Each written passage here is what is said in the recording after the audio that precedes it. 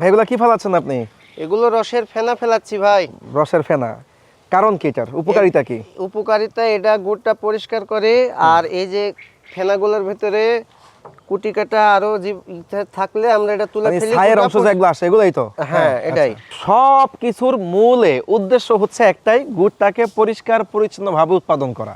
কেননা গুড় তো আপনি খাবেন, আপনার সন্তান খাবে।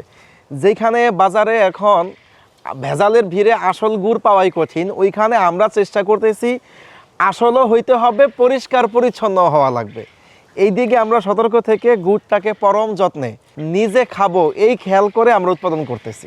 কিন্তু নিশ্চিন্তে নির্ভয়ে শেফার গুড়গুলো ক্রয় করবেন। সেই একটা কথাই বলবো, অর্ডার করার দায়িত্ব আপনার, আপনাকে মানসম্মত খাঁটি গুড় পৌঁছে দেওয়ার জিম্মাদারিটা আমার। ইনশাল্লাহ নির্ভয়ে খাবেন, সন্তানকে খাওয়াবেন।